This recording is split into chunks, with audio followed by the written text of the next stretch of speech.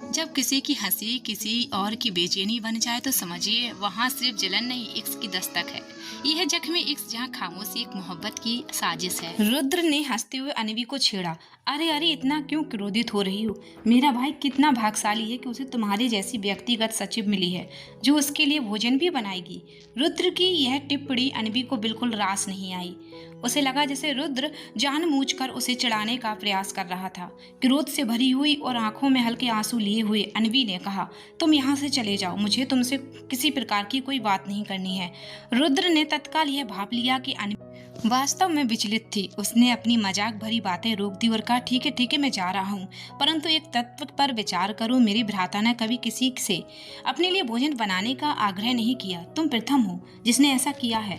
रुद्र के ये शब्द अनवी के मन में गहरे उतर गए। क्या यह सत्य था? क्या अर्जुन ने वास्तव में कभी किसी अन्य व्यक्ति से भोजन नहीं बनवाया था? रुद्र की बातों ने उसे क्रोधित किया था, परंतु उसकी अंतिम टिप्पणी ने उसे गहन चिंतन में डाल दिया। अनवी ने अर्जुन के लिए भोजन बनाने का कार्य प्रारंभ कर दिया। यह उसके लिए किसी युद्ध से कम नहीं था। वह प्रतिदिन भोर में उठती और अर्जुन के लिए प्रातःकालीन नाश्ता और मध्यम में भोजन तैयार करती। उसे यह भली भांति ज्ञात था कि यह केवल अपितु अर्जुन द्वारा उसे परेशान करने का एक नया माध्यम था। रसोई में कार्य करते हुए उसकी झुंझलाहट और क्रोध निरंतर बढ़ती जाती थी। उसे ऐसा प्रतीत होता मानो वह एक निर्जीव यंत्र बन गई है जो केवल अर्जुन के निर्देशों का पालन करने के लिए विवश है। तथापि जब वह कार्यालय में अर्जुन को भोजन परोसती तो अर्जुन बिना दृष्टि डाले ही उसे ग्रहण करना प्रारंभ कर देता। अनवी उसे मौन रूप में देखती रहती। उसे यह जानकर आश्चर्य होता था कि अर्जुन को उसके हाथ का भोजन अब इतना प्रिय क्यों लगने लगा है। अर्जुन जो प्रायः उत्कृष्ट भोजनालय में भोजन करता था, अब अनवी द्वारा निर्मित साधारण भोजन को पसंद कर रहा था। यह बात उसकी निरंतर परेशान करती थी। अर्जुन उसके बनाए भोजन को इतनी सरलता से स्वीकार जो कर रहा था। अर्जुन के मुख पर एक अनुपम संतोष का भाव उभर आता था जब वह अनवी द्वारा बनाया भोजन खाता था। उससे यह प्रतीत होता था कि अनवी के भोजन में वही स्वाद है जो घर के बने खाने में होता है। एक ऐसा स्वाद जिसे उसने अपनी माता के निधन के बाद वर्षों से अनुभव नहीं किया था। यह उसके लिए केवल पेट भरने का साधन नहीं था, यह एक अज्ञात भूख की तुष्टि थी, स्नेह और अपनेपन की तीव्र अभिलाषा। अनवी को इस बात का तनिक भी ज्ञान नहीं था कि उसके हाथों का भोजन अर्जुन के अंतर्मन में एक नई भावना को जन्म दे रहा था। एक ऐसी भावना जो अर्जुन को उसके भूतकाल की याद दिलाती थी और उसे एक अजीब सी राहत प्रदान करती थी। यह रसोई घर में जारी एक संग्राम था जहां अनवी अपनी इच्छा के विरुद्ध भोजन तैयार करती थी, परंतु अर्जुन को उस भोजन से एक दोपहर अनवी ने अर्जुन के लिए पराठे और सब्जी बनाई थी। अर्जुन ने उसे चुपचाप खाया और फिर अपनी कुर्सी से उठ खड़ा हुआ। अनवी ने सोचा कि वह अब कोई नया आदेश देगा, लेकिन अर्जुन ने कहा, खाना अच्छा था। अनवी चौंक गई। अर्जुन ने उसकी तारीफ की थी। उसे विश्वास नहीं हुआ। उसने अर्जुन को देखा और उसके चेहरे पर एक हल्की सी मुस्कान आ गई। उस पल अनवी ने अर्जुन की आंखों में एक अजीब सी चमक देखी, एक ऐसी चमक जो उसके कठोर कवच के पीछे छिपी हुई थी। उसे लगा जैसे अर्जुन कोई और इंसान हो, वह अहंकारी बॉस नहीं, बल्कि कोई ऐसा जो अकेला था और जिसे प्यार की जरूरत थी। अनवी के हृदय में यह तीव्र इच्छा उत्पन्न हुई कि वह अर्जुन को स्नेहपूर्वक देखे, उसके समीप आए, उससे वार्तालाप करे, परंतु उसने स्वयं को नियंत्रण कर लिया। उसे स्मरण हुआ कि अर्जुन ने उसे अपना शत्रु घोषित किया था, जिसने उसे अपमानित भी किया था। यह उसके लिए एक भ्रम मात्र था, एक ऐसा छलावा जो उसे अर्जुन के प्रति कुछ नवीन भावनाओं का अनुभव करने।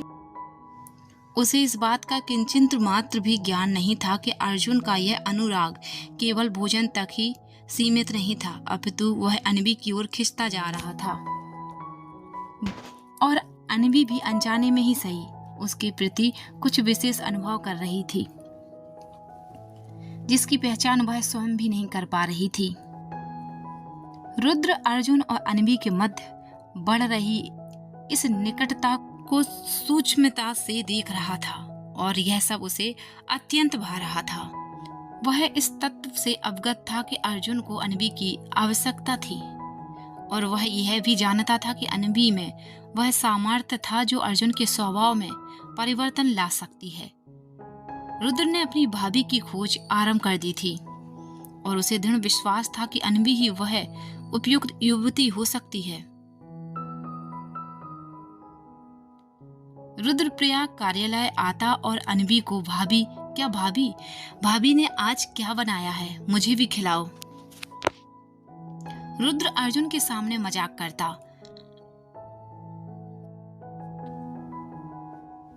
तुम बकवास बंद करो, अर्जुन चिल्लाकर। रुद्र अनवी को देखता है और मुस्कुराता है। देखा भाभी, मेरा भाई कितना गुस्सा करता है।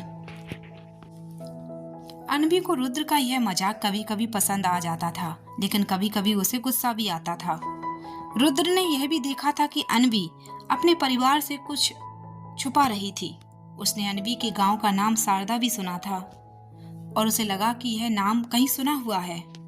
रुद्र ने अनवी के परिवार के बारे में और जानने का फैसला किया। उसने अपनी दादी और सीवी से मिलने की। उसे लगा कि वे उसे अनवी के बारे में कुछ ऐसा राज बता सकते हैं जो अर्जुन को बदलने में मदद करेंगे। रुद्र की यह रणनीति एक गहरे मकसद के लिए थी और वह जानता था कि यह सब अर्जुन और अनवी के लिए एक है। शाम जब अनवी और तनु अपने कमरे में विश्राम कर रही थी, अनवी ने तनु को रुद्र के साथ हुई अपनी पूरी बातचीत बताई। उसने कहा, तनु, रुद्र मुझे भाभी कहकर चढ़ाता है और मैंने उसे डांट दिया था। तनु हंस पड़ी। अरे, यह तो बहुत अच्छी बात है। कम से कम कोई तो है जो अर्जुन को छेड़ने का साहस करता है। नहीं तनु, मुझे लगता है मैंने उसे कुछ ज्यादा ही डांट दिया। वह तो बस मजाक कर रहा था। अनवी ने पश्चाताप व्यक्त करते हुए कहा। उसे रुद्र के प्रति अपने व्यवहार का अफसोस हो रहा था। तनु ने अनवी का हाथ पकड़कर दिलासा दिया, चिंता मत करो, रुद्र बुरा नहीं मानता, वह तो बस अपने भाई को परेशान करना चाहता है। अनवी ने एक लंबी सांस ली। उसे अब रुद्र का स्वभाव थोड़ा थोड़ा समझ आने लगा था। उसे लगा कि रुद्र सच में अर्जुन को बदलना चाहता था। यह उनकी दोस्ती में एक नई जटिलता थी, जहां अनवी को अपने ही व्यवहार पर पश्चाताप हो रहा था। उसे पता था कि उसे रुद्र को समझने की आवश्यकता थी, क्योंकि वह अर्जुन के बहुत करीब है। अनवी ने उसे देखा, लेकिन इस बार उसके चेहरे पर गुस्सा नहीं था। उसे पिछली बार की अपनी बदतमीजी का पछतावा हो रहा था। रुद्र, मुझे माफ करना, मैंने पिछली बार तुम्हें डांट दिया था। मैं बस थोड़ी परेशान थी, अनवी ने हल्की सी मुस्कान के साथ कहा। रुद्र चौंक गया। उसने सोचा नहीं था कि अनवी उससे माफी मांगेगी। अरे नहीं, कोई बात नहीं भाभी, मैं तो मजाक कर रहा था। रुद्र ने हंसते हुए कहा, तुम तो बहुत अच्छी हो। मेरा भाई बहुत भाग्यशाली है, उसे तुम जैसी पर्सनल सेक्रेटरी मिली है। अनवी मुस्कुराई। तुम भी बहुत अच्छे हो रुद्र, तुम तो अपने भाई से भी अच्छे हो। रुद्र खुशी से उछल पड़ा। देखा भाई, मैंने तुम्हें कहा था ना कि मैं अच्छा हूँ। उसने अर्जुन को आवाज लगाई, जो अपने कैबिन में ही था। अर्जुन ने उसकी बात सुनी और उसके चेहरे पर अजीब सा भाव आया, हैरानी और थोड़ी जलन। अनवी और रुद्र के बीच अब दोस्ती की एक नई शुरुआत हो चुकी थी, एक ऐसी दोस्ती जो अर्जुन को और भी ज्यादा परेशान करने वाली थी।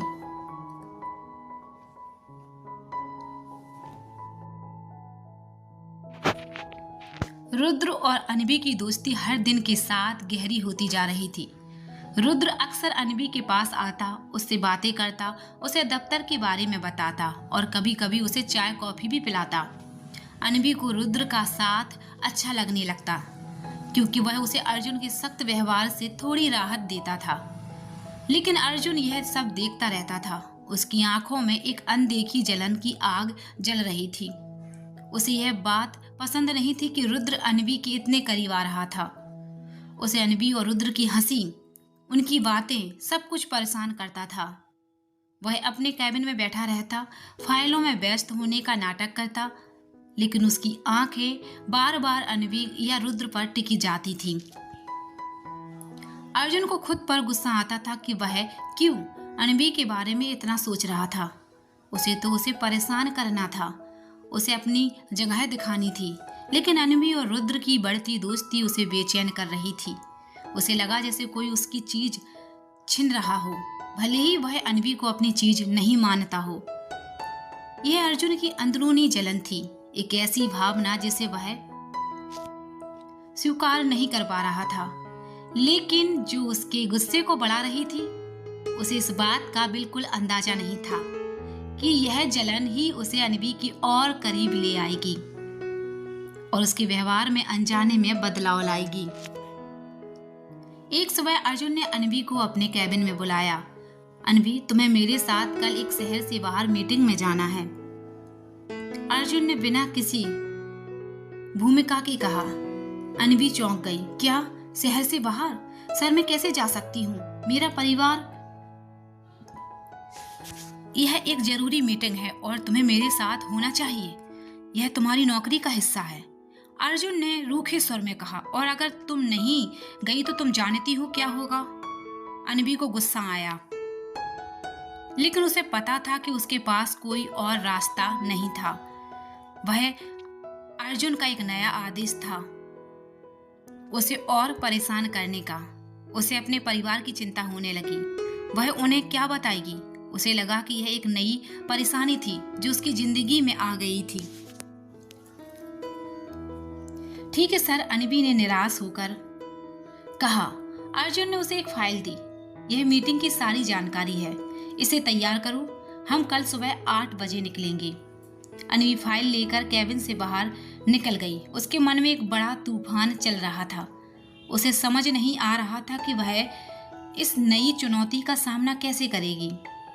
यह अनचाही यात्रा थी जो उसके और अर्जुन के बीच के रिश्ते में एक नया मोड़ लाने वाली थी, भले ही अनवी अभी इस बात से अनजान हो। अगली सुबह जब अनवी अपने कमरे में तैयार हो रही थी तो उसके दरवाजे पर एक डिलीवरी बॉय आया। उसके हाथ में एक बड़ा सा बॉक्स था, मिस अनवी के लिए, उसने कहा। अनवी ने बॉक्स खोला और उसके अंदर एक खूबसूरत काली डिजाइनर ड्रेस थी, साथ में मैचिंग हील्स और छोटा सा क्लच। उसके साथ एक नोट भी था, मीटिंग के लिए, अर्जुन राठौर। अनवी चौंक गई। अर्जुन ने उसके लिए ड्रेस भेजी थी। उसे विश्वास नहीं हुआ। उसे लगा कि यह अर्जुन का नया खेल है, उसे परेशान करने का। वह इतनी महंगी ड्रेस कैसे पहन सकती थी? ये क्या है? अनवी, तनु ने बॉक्स देखा और खुशी से चिल्लाई, यह तो बहुत खूबसूरत है। अर्जुन सर ने भेजी है। हाँ, अनवी ने बुदबुदाते हुए कहा, लेकिन मैं इसे कैसे पहनूंगी? अरे तो पहन लो, कितनी खूबसूरत लग रही हो तुम इसमें। तनु ने अनवी को ड्रेस पहनाने के लिए जोर दिया। अनवी ने बिना मन की ड्रेस पहन ली। उसे पता था कि उसे यह करना होगा, क्योंकि यह अर्जुन का आदेश था।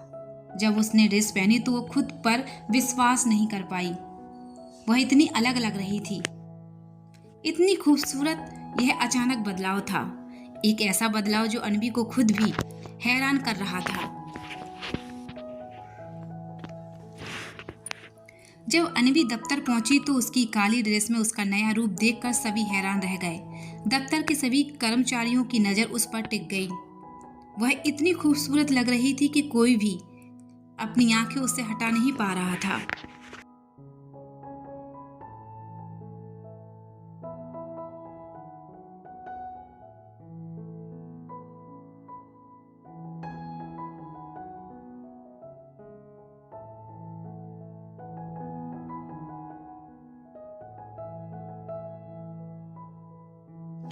क्या अर्जुन की ये शक्ति उसका डर कुछ खो देने का, या ये शुरुआत है एक ऐसे इश्क की जो कभी लफ्जों में नहीं आ सका? अगर आप भी किसी अधूरे एहसास को जी रहे हैं तो इस वीडियो को लाइक करें, सब्सक्राइब करें और कमेंट में बताएं क्या कभी किसी की नज़रें आपके दिल तक पहुंची हैं।